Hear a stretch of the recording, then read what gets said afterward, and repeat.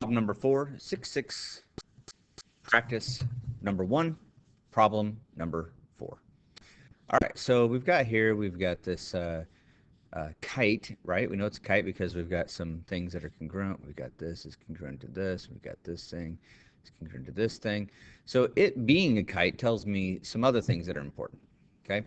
And since I'm dealing with the diagonals, an important thing that might help me is that the diagonals in a kite are perpendicular, which means that's a right angle.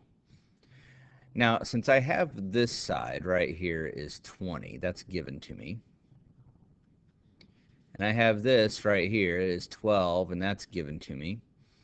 And I'm looking for this, which is my unknown, RH. I'll put an X right there because I don't know what it is.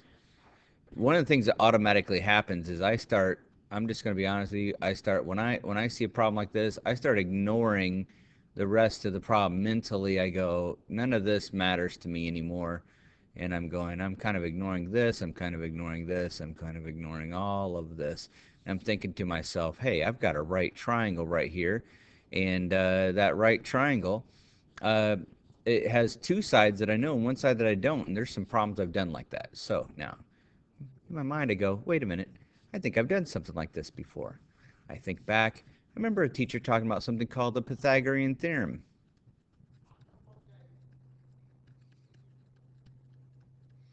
Pythagorean theorem works with any right triangle in the universe. Any right triangle that exists in the universe, there's something that's true about it.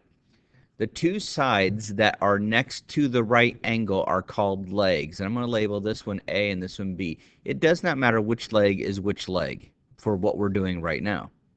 But these are the legs, A and B. This other side that is away from the right angle, right? The right angle is almost like it's pointing at it, is called the hypotenuse. I'm going to label it C. And something that is true for every single right triangle in the universe, as far as we know, if you take the length of this leg and you square it, and then you take the length of this leg and you square it, and then you add those two numbers together, it doesn't matter what right triangle it is in the universe.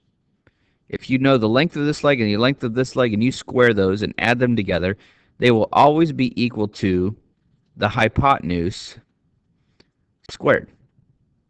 This is helpful if you know two of the sides, but you're missing a third, because if you know two of them, you can plug those two into this, and the one that you don't know, you can put an X. So now, after I've thought about this for a while, this thought then goes, hey, wait, I think I can use this thought. And so this thought goes, I bet I can use this to solve this problem.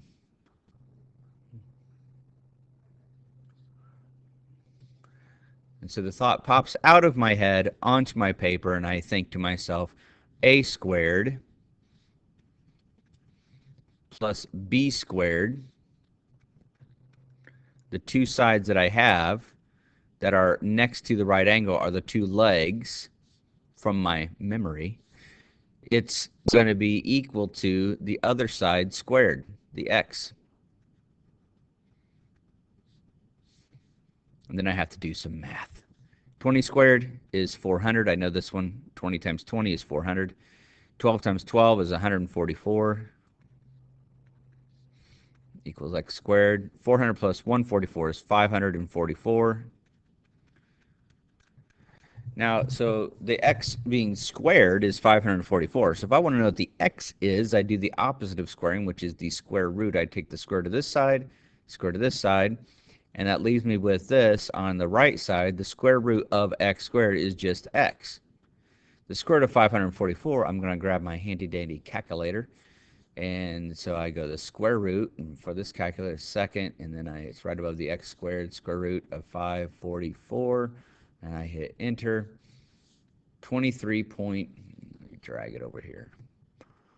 23.3238. Well, I can round it off. Let me make it a little bit smaller because it's covering up my memory bubble.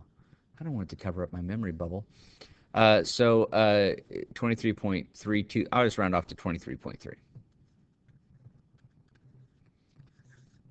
So RH equals 23.3. If you have any questions, let me know. I'd be more than happy to help you out.